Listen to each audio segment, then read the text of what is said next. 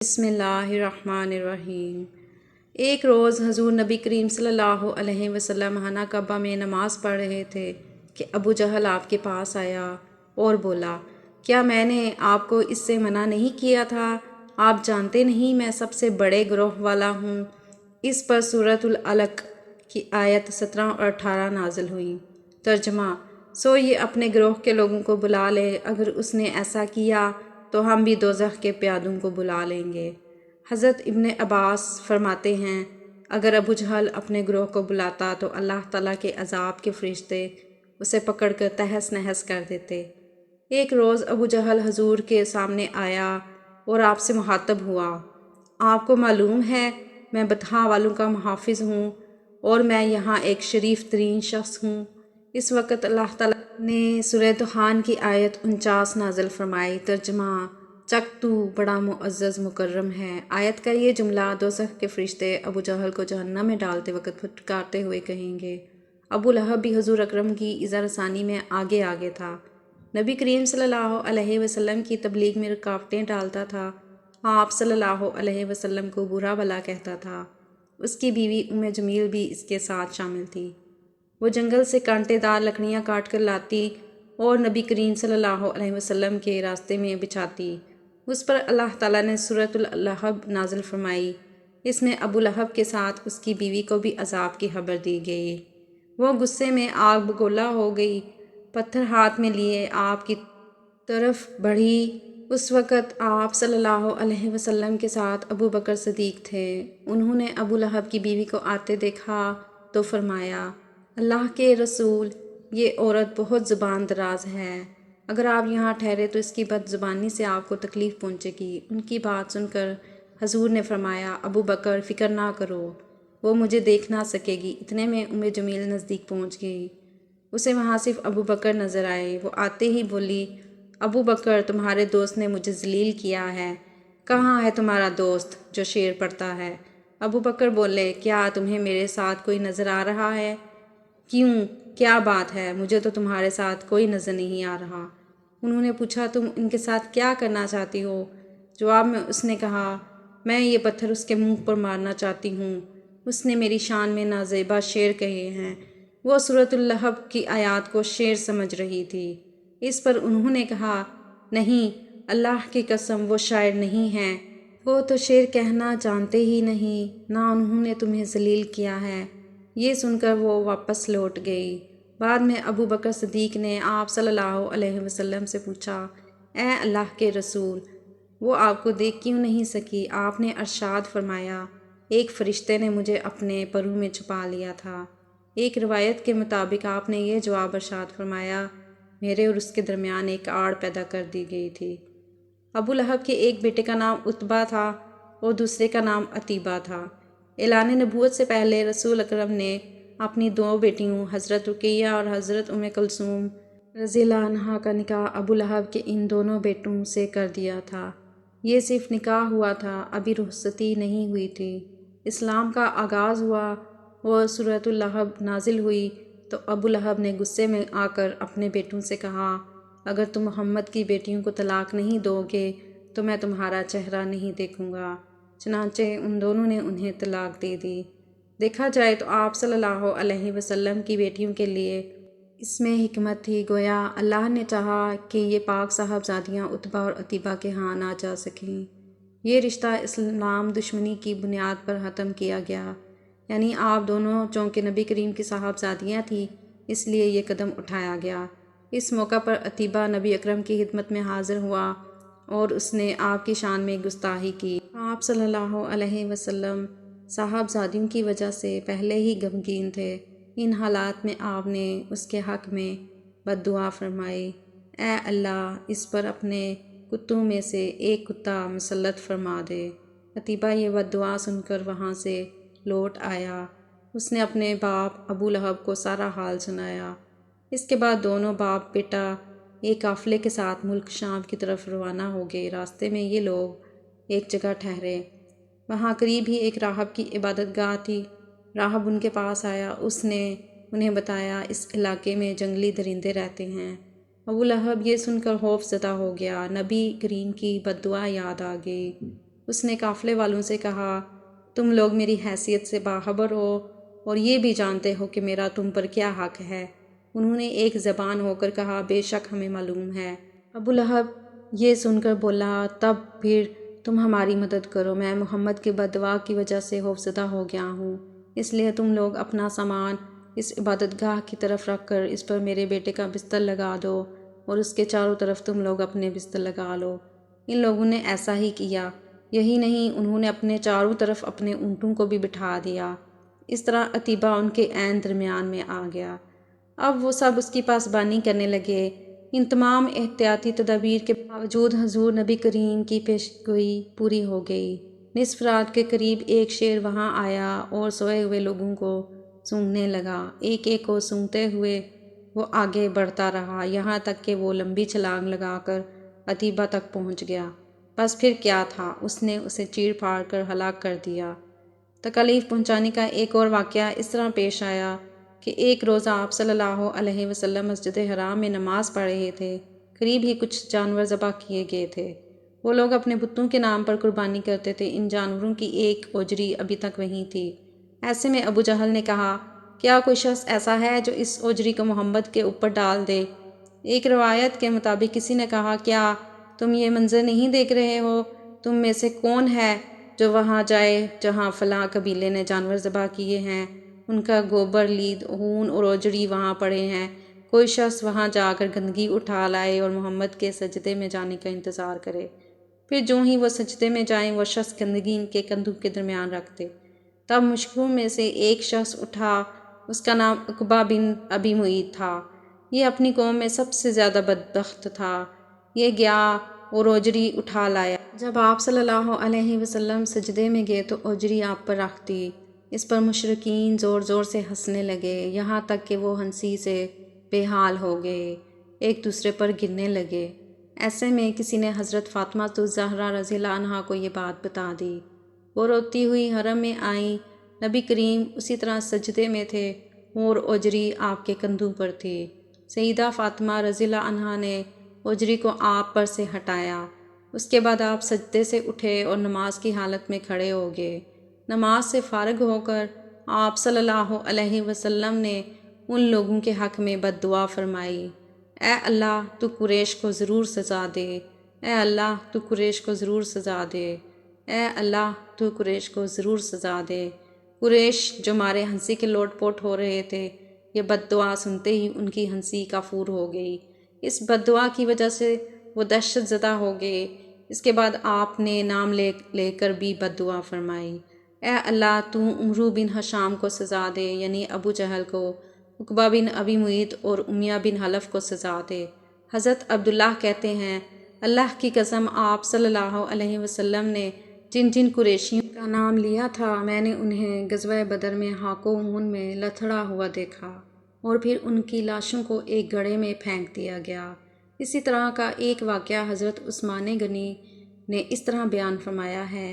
ایک روز نبی کریم طواف فرما رہے تھے۔ اس وقت آپ کا ہاتھ حضرت ابو بکر رضی اللہ عنہ کے ہاتھ میں تھا۔ حجر اسود کے پاس 3 آدمی بیٹھے تھے۔ جب آپ حجر اسود کے پاس سے گزرے اور ان کے قریب پہنچے تو ان تینوں نے آپ کی ذات پر برکت پر چند جملے کسے۔ ان جملوں کو سن کر آپ کو تکلیف پہنچی۔ تکلیف کے آثار آپ کے چہرے پر سے ظاہر ہوئے۔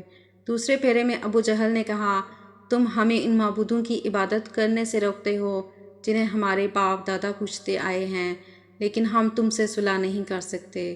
اب میں نبی کریم نے فرمایا، میرا بھی یہی حال ہے۔ پھر آپ آگے بڑھ گئے۔ تیسرے پھیرے میں بھی انہوں نے ایسا ہی کہا۔ پھر چوتھے پھیرے میں یہ تینوں یکدم آپ کی طرف جھپٹے۔ حضرت عثمان رضی اللہ عنہ فرماتے ہیں، ابو جہل نے ایک دم آگے بڑھ کر آپ صلی اللہ علیہ وسلم کے کپڑے پکڑنے کی کوشش کی۔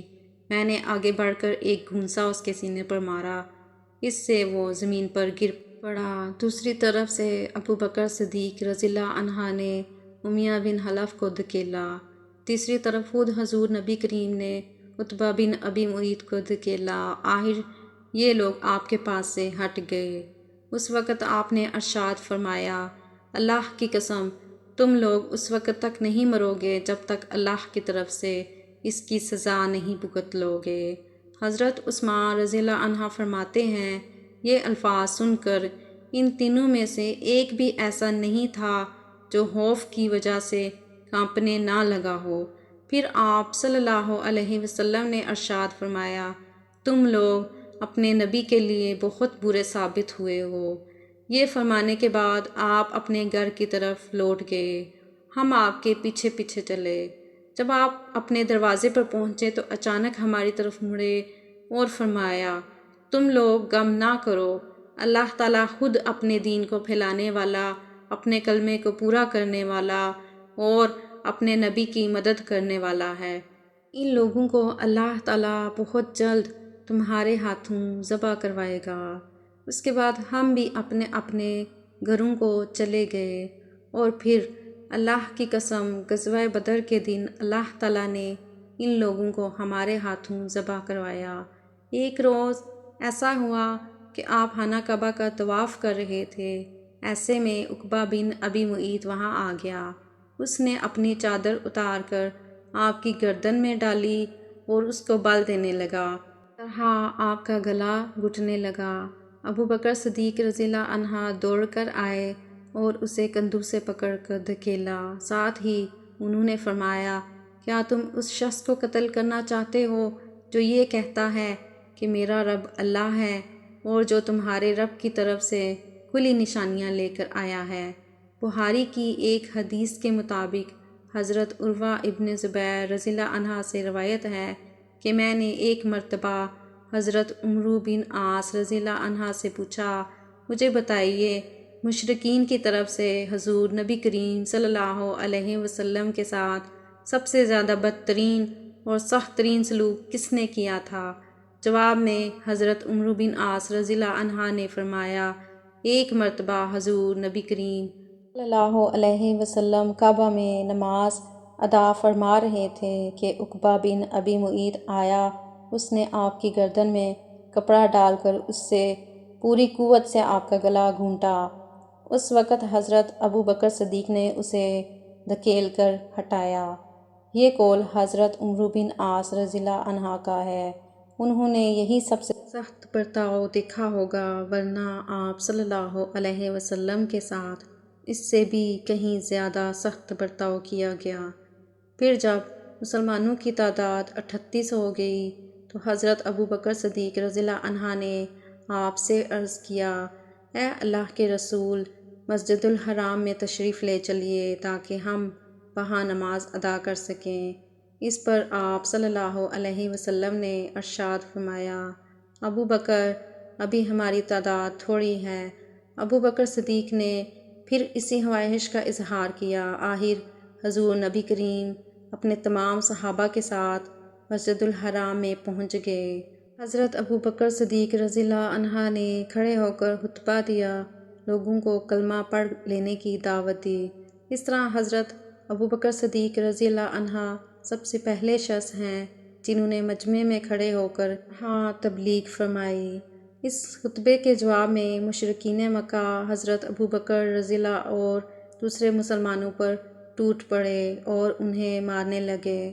حضرت ابو بکر کو تو انہوں نے سب سے زیادہ مارا پیٹا، مار پیٹ کی انتہا کر دی گئی، تو انہیں اپنے جوتوں سے مار رہا تھا، اس میں دوہرا تلا لگا ہوا تھا۔ اس نے حضرت ابو بکر صدیق کے چہرے پر ان جوتوں سے اتنی ضربیں لگائیں کہ چہرہ لہو لہان ہو گیا۔ ایسے میں حضرت ابو بکر صدیق رضی اللہ عنہ کے قبیلے بنو تمیم کے لوگ وہاں پہنچ گئے۔ انہیں دیکھتے ہی مشرکین نے حضرت ابو بکر صدیق رضی اللہ عنہ کو چھوڑ دیا۔ ان لوگوں نے حضرت ابو بکر صدیق کو ایک کپڑے پر لٹایا اور بے ہوشی کی حالت میں گھر لے آئے۔ ان سب کو یقین ہو چکا تھا کہ ابو بکر صدیق آج زندہ نہیں بچیں گے۔ اس کے بعد بنو تمیم کے لوگ واپس حرم آئے۔ انہوں نے کہا، اللہ کی قسم، اگر ابو بکر مر گئے تو ہم عقبہ کو قتل کر دیں گے۔ یہ لوگ پھر حضرت ابو بکر رضی اللہ عنہ کے پاس آئے۔ انہوں نے اور حضرت ابو بکر رضی اللہ عنہ کے والد نے ان سے بار بار بات کرنے کی کوشش کی، لیکن آپ بالکل بے ہوش تھے۔ آخر شام کے وقت کہیں جا کر آپ کو ہوش آیا۔ اور بولنے کے قابل ہوئے۔ انہوں نے سب سے پہلے یہ پوچھا حضرت صلی اللہ علیہ وسلم کا کیا حال ہے۔ گھر میں موجود افراد نے ان کی اس بات کا کوئی جواب نہ دیا۔ ادھر حضرت ابوبکر صدیق عنہ بار بار اپنا سوال دہرا رہے تھے۔ آخر ان کی والدہ نے کہا، اللہ کی قسم ہمیں تمہارے دوست کے بارے میں کچھ معلوم نہیں۔ یہ سن کر حضرت ابوبکر صدیق رضی اللہ عنہ نے فرمایا، اچھا تو پھر جمیل بنت خطاب کے پاس جائیں، ان سے حضرت صلی اللہ علیہ وسلم کا حال دریافت کر کے مجھے بتائیں۔ جمیل رضی اللہ عنہا حضرت عمر رضی اللہ عنہ کی بہن تھیں، اسلام قبول کر چکی تھیں، لیکن ابھی تک اپنے اسلام کو چھپائے ہوئے تھیں۔ حضرت ابوبکر صدیق رضی اللہ عنہ کی والدہ ان کے پاس پہنچیں۔ انہوں نے جمیل رضی اللہ عنہ سے کہا، ابوبکر محمد بن عبداللہ کی خیریت پوچھتے ہیں۔ جمیل رضی اللہ عنہ چونکہ اپنے بھائی حضرت عمر رضی اللہ عنہ سے ڈرتی تھیں، کیونکہ وہ ابھی تک ایمان نہیں لائے تھے، اس لیے انہوں نے کہا کہ میں نہیں جانتی۔ ساتھ ہی وہ بولیں، کیا آپ مجھے اپنے ساتھ لے جانا چاہتی ہیں؟ حضرت ابوبکر صدیق رضی اللہ عنہ کی والدہ نے فوراً کہا، ہاں۔ اب یہ دونوں وہاں سے حضرت ابوبکر صدیق رضی اللہ عنہ کے پاس آئیں۔ جمیل رضی اللہ عنہ نے ابوبکر صدیق رضی اللہ عنہ کو زخموں سے چور دیکھا تو چیخ پڑیں، جن لوگوں نے تمہارے ساتھ یہ سلوک کیا ہے وہ یقیناً فاسق اور بدترین لوگ ہیں۔ مجھے یقین ہے کہ اللہ تعالیٰ ان سے آپ کا بدلہ ضرور لے گا۔ حضرت ابوبکر صدیق رضی اللہ عنہ نے کہا، رسول اللہ صلی اللہ علیہ وسلم کا کیا حال ہے؟ جمیل رضی اللہ عنہ ایسے لوگوں کے سامنے بات کرتے ہوئے ڈرتی تھیں جو ابھی ایمان نہیں لائے تھے، چنانچہ بولیں، یہاں آپ کی والدہ موجود ہیں۔ حضرت ابوبکر صدیق رضی اللہ عنہ فوراً بولے، ان کی طرف سے بے فکر رہیں، یہ آپ کا راز ظاہر نہیں کریں گی۔ اب جمیل رضی اللہ عنہ نے کہا، رسول اللہ صلی اللہ علیہ وسلم خیریت سے ہیں۔ ابوبکر صدیق رضی اللہ عنہ نے پوچھا، حضور صلی اللہ علیہ وسلم اس وقت کہاں ہیں؟ جمیل نے فرمایا، دار ارقم میں ہیں۔ یہ سن کر حضرت ابوبکر صدیق رضی اللہ عنہ بولے، اللہ کی قسم میں اس وقت تک نہ کچھ کھاؤں گا نہ پیوں گا جب تک کہ میں رسول اللہ صلی اللہ علیہ وسلم سے مل نہ لوں۔ ان دونوں نے دیر انتظار کیا تاکہ باہر سکون ہو جائے۔ آخر یہ دونوں انہیں سہارا دے کر لے چلیں اور دار ارقم پہنچ گئیں۔